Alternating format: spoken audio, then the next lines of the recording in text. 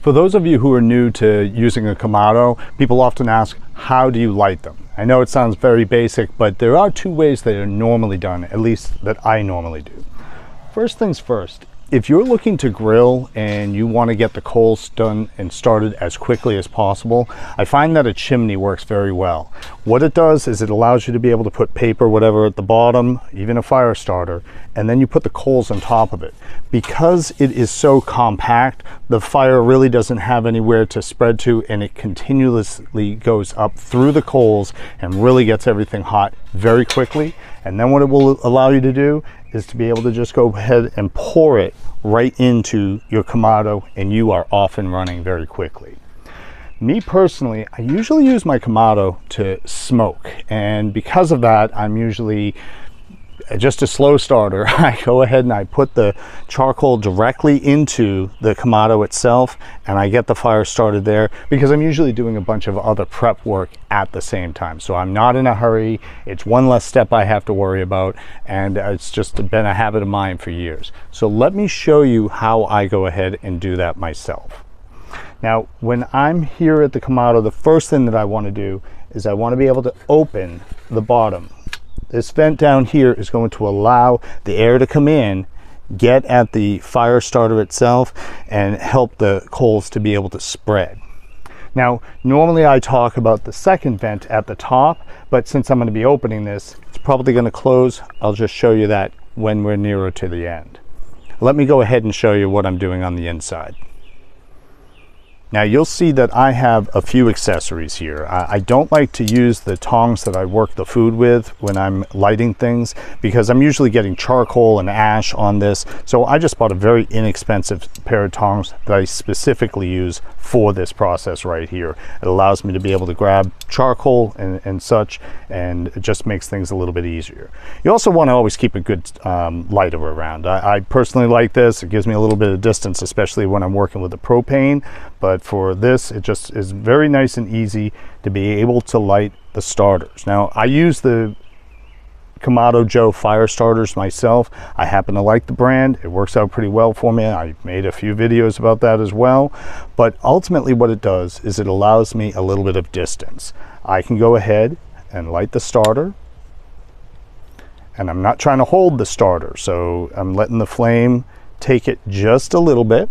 And what I'm going to do is I'm going to make room for this at the very bottom. As you can see, I don't have much charcoal in here at the moment. The reason being is that I want this at the bottom of the charcoal. I'm giving it a few seconds to be able to get the fire going, and I'm going to put a few of them on top here. Not only is it a good idea because we want the fire to be going straight up, but now what I do is I kind of build a little protection around it. The last thing I want to do is add more charcoal and douse that flame, because I probably won't know it for about 5 or 10 minutes. So this allows me, again, the tongs to be able to move things around, and I'm not burning my fingers. So I'm going to let it sit for about 30 seconds, and then I'm going to go ahead and add some more charcoal.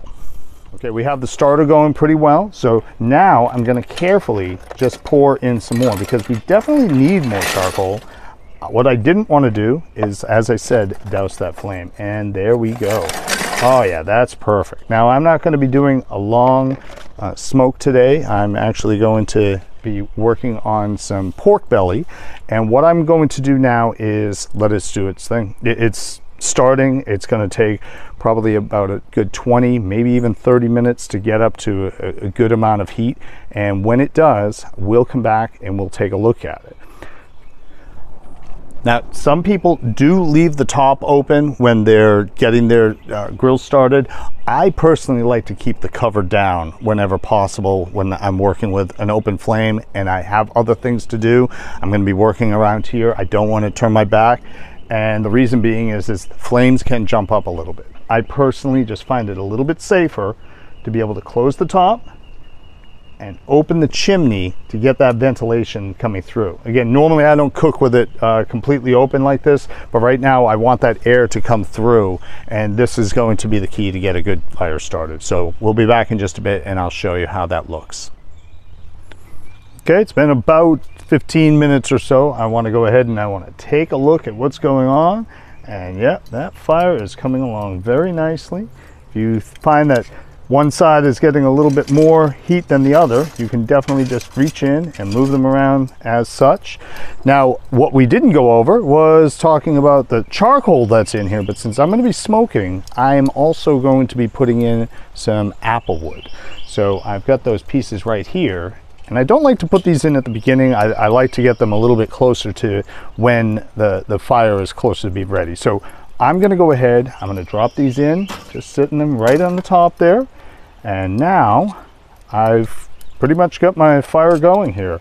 What I'm going to do is I'm going to put the top down for just a few more minutes. I'm going to leave the actual chimney open, and in about, I would say, less than 10 minutes, I'm going to go ahead and know whether it's ready or not by the color of the smoke. Let me show you what I mean. Now, if you look at that smoke, you're generally finding it's got a gray tinge to it. There's some impurities that are being burnt off from not only the wood, but the charcoal as well. What we're waiting for is for it to change color. We don't want it to be white. We want it to have a tinge of blue. And when you see that, you'll know that your fire is ready.